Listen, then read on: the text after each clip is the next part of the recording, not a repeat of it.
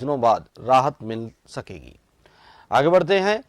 राज्य सरकार ने पहली बार संविदा पर भर्ती के लिए सेवा नियम जारी किए हैं। इस संबंध में डीओपी ने मंगलवार रात को नोटिफिकेशन जारी किया। इसके तहत संविदा भर्तियों में न्यूनतम आयु सीमा 21 और अधिकतम 40 वर्ष रहेगी। इसमें आरक्षण का प्रावधान भी लागू रहेगा और इसी आधार पर उम्र में भी छूट मिलेगी। रिजर्व कैटेगरी के पुरुष और सामान्य महिलाओं को 5-5 जबकि आरक्षित महिलाओं को 10 साल तक की छूट मिलेगी।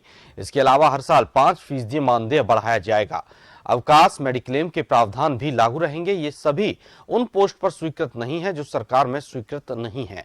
अधिकतम 5 साल के लिए संविदा नियुक्ति होगी। कोई परियोजना तय समय पर पूरी होगी तो इससे कम समय में भी कॉन्ट्रैक्ट खत्म होगा। संविदा के आधार पर फिलहाल उन पोस्टों पर भर्ती होगी जो रेगुलर पोस्ट नहीं है। कोई पोस्ट रेगुलर होती है तो उसके लिए एक स्क्रीनिंग कमेटी बनेगी। ऐसे में उस व्यक्ति का चयन संभव है जिसने 5 साल तक विभाग की दृष्टि से अच्छा काम किया है।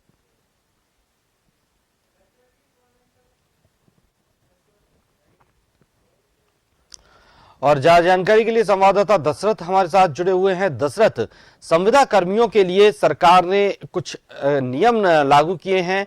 अब क्या ये नियम है और कब से इनको लागू कर दिया जाएगा? देखिए, बाकायदा डीओपी की तरफ से नोटिफिकेशन जारी हुआ है। नए जो नियम जारी किए गए हैं, खासकर संविदा पर जो भर्तियां होती है उसको लेकर।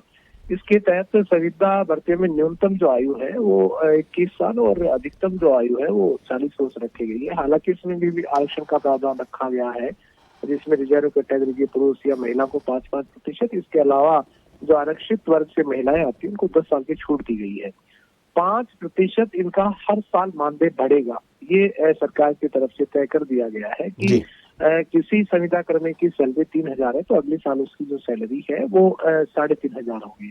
5 साल के लिए कह सकते हैं एक बार पोस्टेड होगा संविदा कर्मी और इन संविदा कर्मियों को अवकाश का लाभ दिया जाएगा। साथ ही जो मेडिक्लेम पॉलिसी है राजस्थान सरकार की वो भी इसमें लागू रहेगी। हालांकि सरकार की तरफ से ये इसमें कहा गया है खासतौर पे कि राजस्थान सरकार की जो पोस्ट स्वीकृत है वहां पर इनको लाभ दिया जाएगा, न कि राजस्थान सरकार की ऐसी कोई पोस्ट जिसपे संविदा कर्मी नहीं है, नहीं लगाए गए, वहां पर इस तरह की किसी भर्ती या इस तरह के नियम लागू नहीं होंगे। जी, बेशक संविदा कर्मियों के लिए कितने राहत भरे ये नियम है और उनको कितने तकरीबन संविदा कर्मियों को इसका फायदा मिलेगा?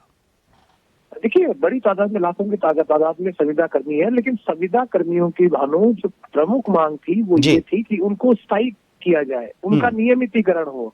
तो सरकार उनको एक सेवा नियम में इस तरह के प्रावधान है कि उनको कह सकते हैं नियमितीकरण उनका नहीं कर सकते, उनको स्थायी नहीं करते। तो सरकार ने एक बीच की गली निकाल कर ये एक नोटिफिकेशन जारी किया है जिसमें ये कहा गया है कि 5 साल के लिए उनकी नियुक्ति होगी पहले और इस संबंध में उनको लाभ जो है वो जो सरकारी कर्मचारी के अनुरूप अवकाश और मेडिक्लेम का जो लाभ है वो उनको अलग से उनका कैडर तय करके उनको दे दिया जाएगा। लेकिन उनकी जो पोस्ट है वो नियमितीकरण की श्रेणी में नहीं आएगी। इस तरह का सरकार ने जो नियम नया जारी किया है उसमें तय किया गया। हालांकि इसको लेकर विरोध भी ये संविदा कर्मी कर रहे हैं। इनका तर्क है कि उनको नियमित किया जाए। जो सरकार ने खासतौर पे कांग्रेस का जो घोषणा पत्र था उसमें ये इनका कहना है कि उसमें ये बताया गया था कि सरकार आने के बाद इन तमाम लोगों को नियमित किया जाएगा। जी, बहुत बहुत शुक्रिया दशरथ आपका।